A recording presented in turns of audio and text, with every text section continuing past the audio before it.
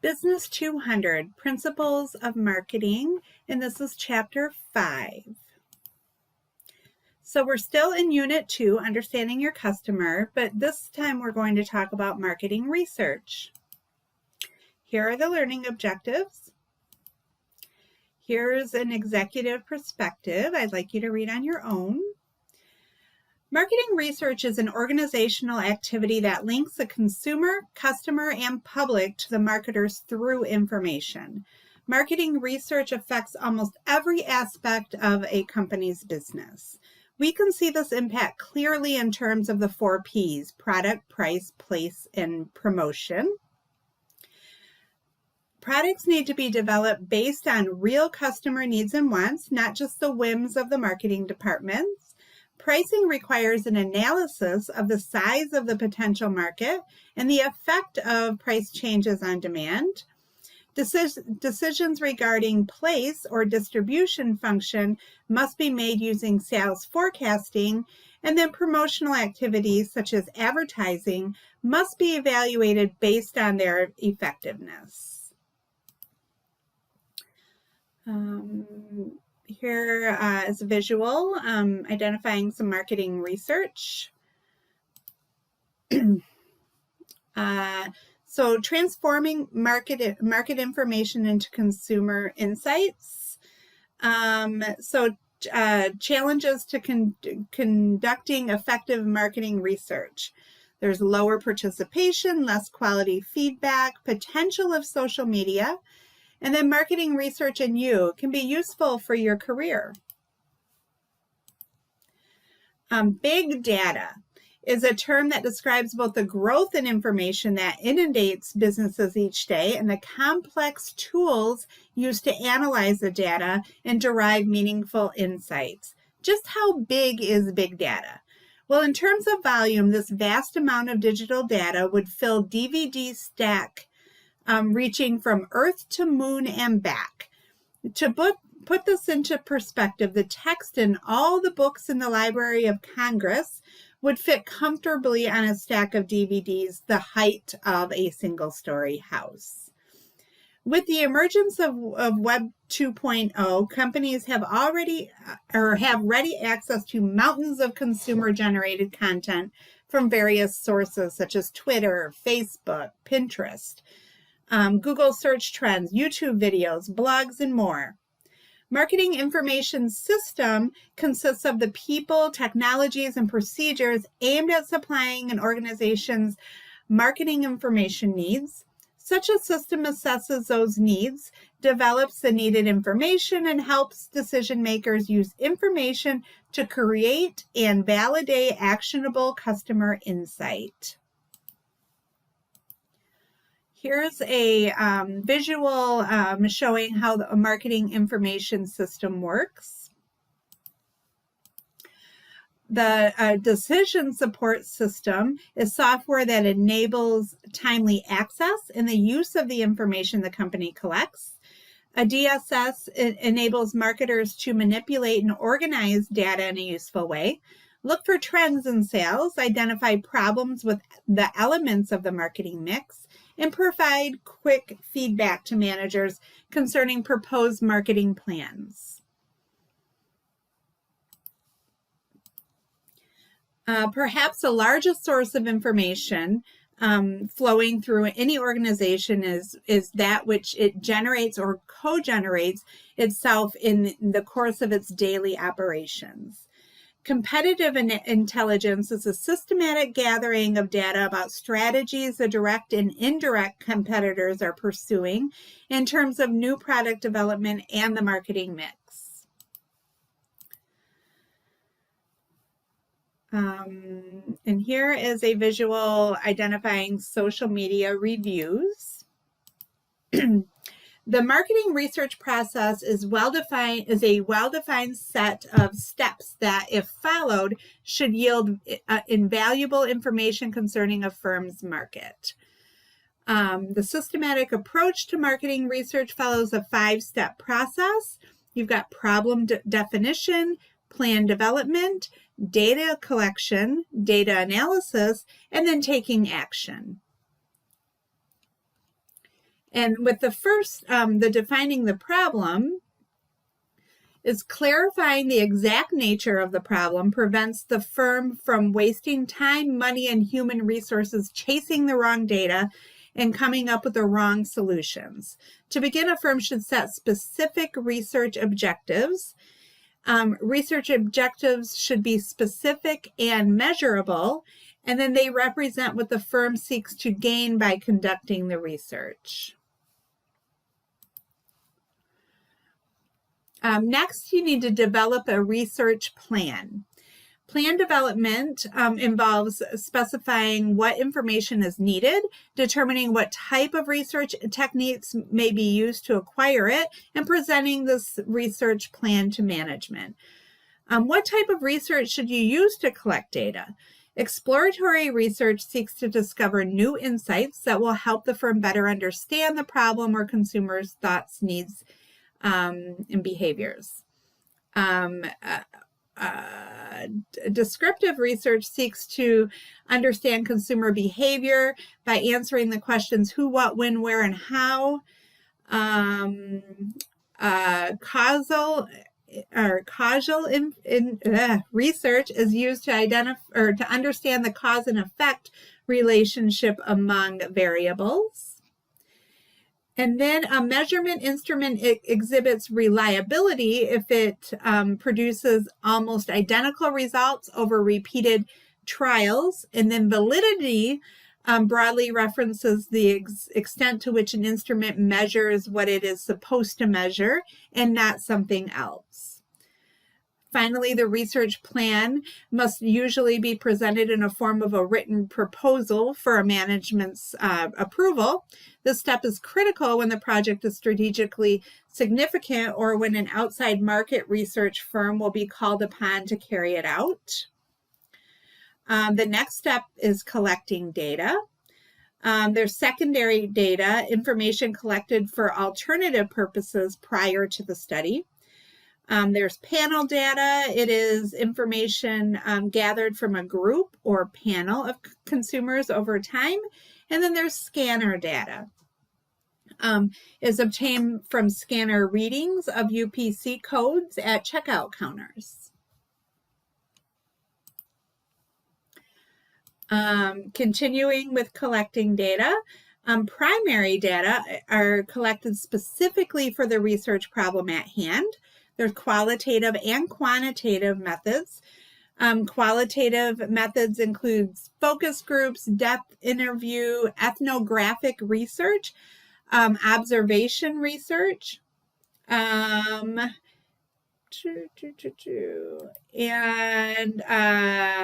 mystery shoppers, and then behavioral targeting. Moving on. Here's a visual showing the differences between primary and secondary data.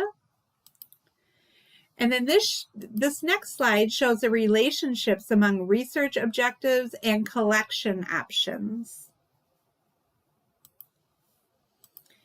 Continuing with collecting data, primary data are specifically collected are collected specifically for the research problem at hand. We've already said that. Surveys or questionnaires pose a sequence of questions to respondents. They provide a time test method for obtaining answers to who, what, when, where, and how. As more survey research has moved online, there has been corresponding growth in the use of paid online panels. And then you could also use experiments. And then there's a lot of survey software out there that could also be helpful with collecting qualitative data. Continuing with collecting data, there's sampling. Sampling is a process of selecting a subset of the population that is representative of the population as a whole. And then there's also probability sampling, non-probability sampling, You can look up the definitions of all of these at the end of these slides. And then this next step is analyzing the data. The purpose of data analysis is to convert the data collected in step 3 into information the firm can use to solve the marketing problem originally identified. Despite its drawbacks, researchers can gain substantial insight from qualitative research. Qualitative data gathering and analysis can usefully give researchers ideas about the subject that can later be tested through quantitative research. And while statistical analysis of quantitative data might give marketing professionals insight into consumer behavior, whether or not the results should be accepted depends on how well the sample represents the general population. And here's a visual showing the advantages and disadvantages of qualitative and quantitative research. And then step 5 is present results and take action. Research report findings should be presented in a clear and understandable manner and include appropriate visual data, such as figures and tables, to support the findings and recommendations. Usually an oral report on the project is presented along with a written one. Limitations could include a variety of things, including inadequate sample sizes or samples that do not adequately represent the population under study. The research report should allow the marketing manager to solve the marketing problem. Data visualization is the presentation of data and research results in pictorial or graphical format. And then infographics are graphic visual representations of information, data, or knowledge intended to present information quickly and clearly.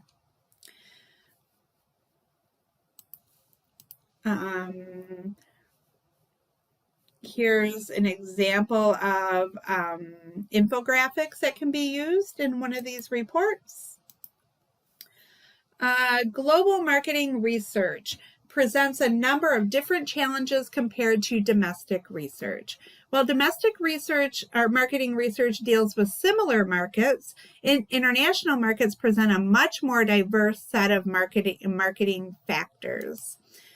Political, legal, socio-cultural, and technological factors influence whether a company can successfully market products in a particular country. Global marketing research can be conducted by a firm itself, but not all firms are familiar with international data sources and may not be equipped to use them even if they are aware of them. The absence of good secondary data in foreign countries increases the difficulties facing global marketing researchers. And then whether a company conducts its own research or hires an international research firm to do it, the tasks remain the same. Analyze the global market to understand things like the fastest growing markets overall, the largest markets for the firm's products, trends in the various global markets that relate to the firm's products, and any restrictions on the importing of the firm's products, such as quotas or tariffs. Global marketing research is very important to companies that want to enter international markets. Analyze the global market to understand the following. The fastest growing markets I just went over all of that with you. This type of information, though, can be obtained through secondary sources such as trade reports, websites specific to the country being researched. A good way for a company to learn about consumer behavior in other regions is to use local marketing research companies where available. These firms recognize potential problems with collecting primary data, such as higher costs, potential language barriers, and the lack of technical infrastructure to reach respondents. Such companies are familiar with the local population and language, and the knowledge can help eliminate many of the mistakes a company might make. In the use of participant blogs, researchers recruit subjects to blog out a specific topic on regular basis over the course of a period of time.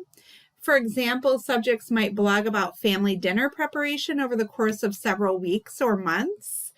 In contrast, blog mining techniques listen to customers rather than ask them questions.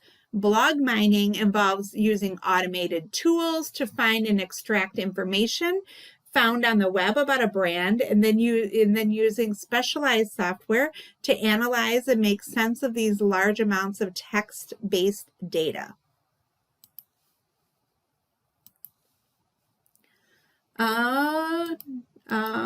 Mobile market research offers several key advantages to researchers. First, people tend to have their smartphones with them all the time. Research done through mobile devices lessens researchers' reliance on consumers' memories and facilitates in-the-moment research, such as immediately after a purchase. In addition, the GPS receivers and other instrumentation in smartphones and tablets enable researchers to gather information about what people actually do without asking survey questions.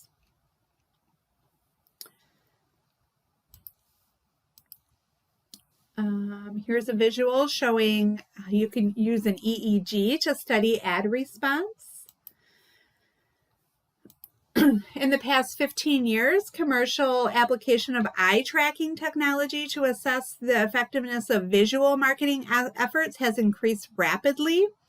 Companies like P&G and Nestle, Unilever, Pepsi, Google, Microsoft, Pfizer are all avid users of eye tracking in a variety of areas, including product development, advertising, marketing, communications, and packaging. The most commonly used approaches to tracking eye movement work by emitting infrared, near-infrared light toward the subject's face. Heat maps are colored regions overlaid on an image. They are the most frequently offered eye tracking output. Bee swarms are dynamic versions of a heat map showing changes in aggregate attention for a group of subjects over time.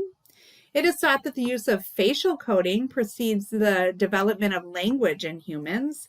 The basic emotions identified through Ekman's cross-cultural research are joy, surprise, sadness, anger, fear, contempt, and disgust.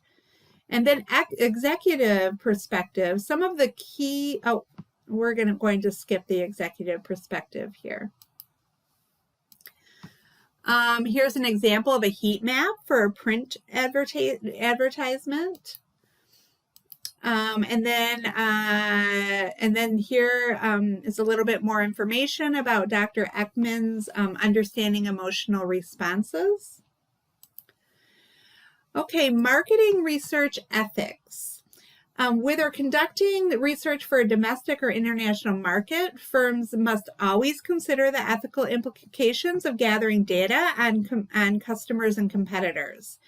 The increasingly powerful computer capabilities available to companies allow for the collection, storage, and analysis of data from millions of consumers. There is enough concern in the marketing industry about consumer privacy that many companies now have chief privacy officers who serve as watchdogs guarding against unethical practices in their company's collection of consumer data.